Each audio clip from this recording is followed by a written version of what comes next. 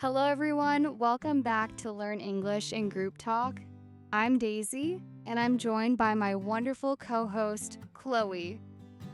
Today, we're going on a journey. Literally, we're talking all about travel adventures. Absolutely, Chloe. And travel isn't just about the destination, it's about the experiences along the way. Chloe, what's the most memorable trip you've ever taken? Edinburgh is stunning. I love the cobblestone streets. But tell me, did you find the Scottish accent difficult to understand? Culture shock. That's the feeling of disorientation experienced by someone who is suddenly subjected to an unfamiliar culture or way of life. It's a very common part of traveling. Well, a few years ago, I went backpacking through Southeast Asia. One time, I got lost in a small village in northern Thailand.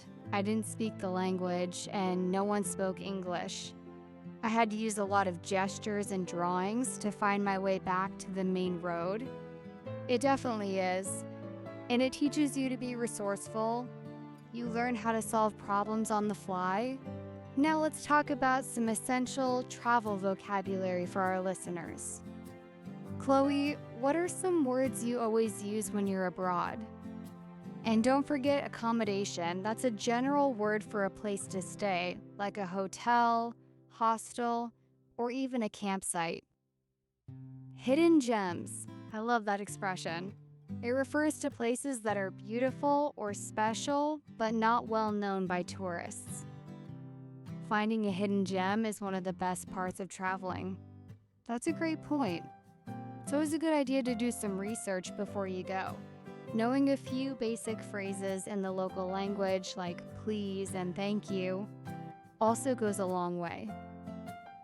Great question, Maria. My advice is to stay in hostels or use platforms like couchsurfing. You can also join local tours or workshops. I once took a cooking class in Italy and met some amazing people. And don't be afraid to use your English. Even if it's not perfect, most people will appreciate the effort. Travel is all about connection. Resourceful means having the ability to find quick and clever ways to overcome difficulties. It's a vital skill for any traveler, like the Eiffel Tower or the Great Wall of China. Now let's talk about jet lag. That's the feeling of tiredness and confusion after a long flight across different time zones. Great advice. Well, we're coming to the end of our travel episode. Let's recap some of the idioms and phrases we've covered. And your homework? Tell us about your dream destination. Where would you go if you could go anywhere in the world? Leave a comment below. Keep practicing, stay curious, and happy travels. Goodbye. Hi everyone! I'm so excited for this topic. Travel is one of the best ways to practice English because you're forced to use it in real life situations. Whether you're booking a hotel or asking for directions, every interaction is a learning opportunity. That's a tough one, but I think it has to be my solo trip to Edinburgh, Scotland.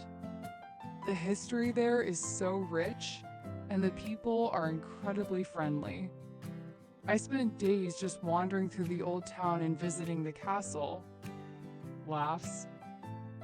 At first, yes, it was a bit of a culture shock, but after a few days, I started to pick up the rhythm. It's all about exposure. The more you listen, the easier it gets. It really is.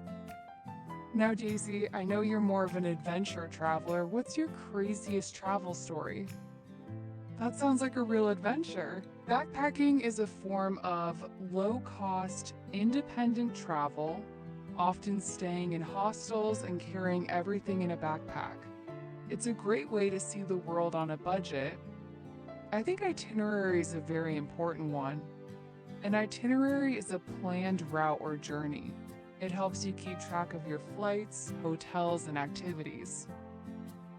Another good one is sightseeing. That's the activity of visiting places of interest in a particular location. I love doing a mix of famous landmarks and hidden gems. It really is. Now let's talk about travel etiquette. Every country has its own social rules. For example, in some cultures, it's polite to tip, while in others, it's not expected at all. Absolutely, it shows respect for the local culture. Now let's answer a listener question. This one is from Maria in Spain. She asks, what's the best way to meet locals while traveling? I agree. Another way is to visit local cafes or parks rather than just the big tourist spots. Strike up a conversation with the person sitting next to you. You'd be surprised how many people are happy to chat. Well said, Daisy. Now let's look at some more advanced travel terms. We've used disorientation, resourceful, and landmarks. Daisy, can you explain resourceful? And landmarks are objects or features of a landscape or town that are easily seen and recognized from a distance, especially ones that have historical or aesthetic importance. Oh, jet lag is the worst. My tip is to try and stay awake until the local bedtime. It helps your body adjust faster, and drink plenty of water. We had culture shock, backpacking, hidden gems, and jet lag. We can't wait to hear your travel dreams.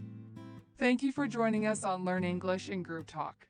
Bye everyone. Goodbye.